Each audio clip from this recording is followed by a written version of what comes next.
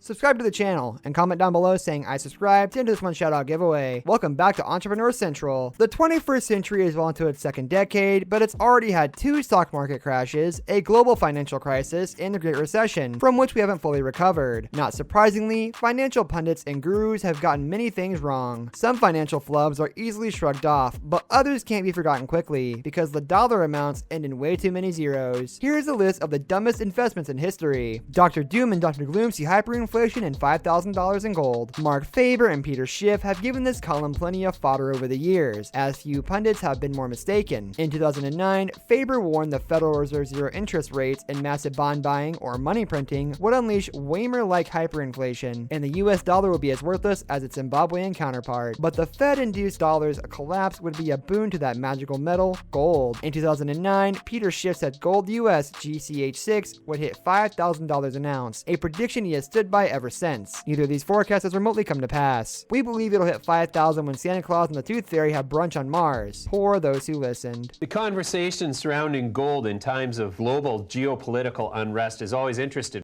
Art Monk's blunder. Art Monk was the first player to catch a touchdown pass in 15 consecutive seasons. He was also one of the first to help send a former teammate to jail. This all-time great receiver was deceived into a business venture by an unlikely former teammate Terry Orr. Monk and several other teammates gave their tight end $50,000 each to invest in Orr's shoe company, but Orr took the money and paid off personal debts instead. Orr was sentenced to 14 months in prison as a result of the incident, according to US News and World Reports. Michael Vick. The famously convicted NFL quarterback may have gone to jail for dogfighting, but this wasn't all he was in trouble for. Vick filed for Chapter 11 bankruptcy last July and recently put a suburban Atlanta mansion on the market. The trouble? Vick was unable to repay $6 million in loans that he took out to invest in a number of businesses, including a car rental operation in Indiana, a real estate venture in Canada, and a wine shop in Georgia. Eric Dickerson. Eric Dickerson was the fastest running back to reach 10,000 yards. He was also the fastest to believe his financial advisor was an Italian count. Dickerson met financier Luigi DeFonso at a Hall of Fame dinner in Canton, Ohio. He decided to invest money with DFJ Italia after DeFonso convinced the table he was of Italian nobility. What Dickerson didn't know was that DeFonso was a 2-time felon. The steely scam artist targeted NFL players, and Dickerson soon became one of his victims. Mamma mia. Lenny Dykstra. After leading Major League Baseball in runs, hits, walks, and at-bats in 1993, Lenny Dykstra retired and became a stock, tip, and business guru to all of his player friends. In 2008, Lenny started a private jet company called the Players Club, which eventually failed, and he let hubris get the best of him when he bought Wayne Gretzky's $17 million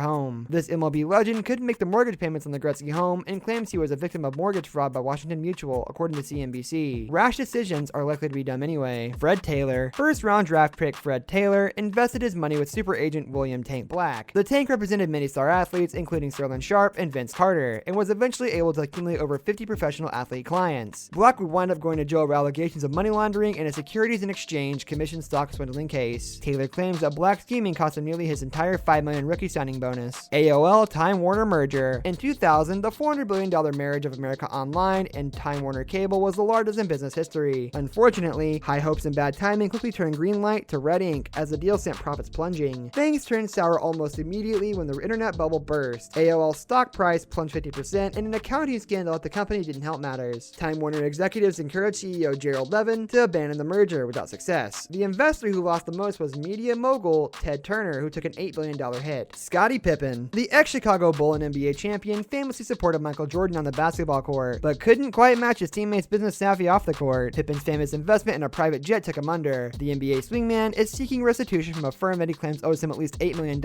after misguiding him on investments. In a separate financial blunder, Scottie lost a $3.5 million investment in a Southside real estate deal. John Elway. This Super Bowl MVP and former teammate of Terrell Davis has thrown up some Hail Marys in his day, but none greater than this particular hedge fund investment. Elway and a co-investor committed $15 million to what turned out to be a mindless scheme run by hedge fund manager Sean Mueller, says the Denver Post. Elway and his business partner weren't the only victims. Mueller collected some $71 million in funds from over 60 investors. This brings us to the end of our video. I hope you enjoyed it. Hit like if you did, and don't forget to subscribe to our channel so you don't miss out on any of our videos in the future. Also, watch the 2 videos that are on your screen because I'm sure you'll love them. With that, I'll see you in the next video.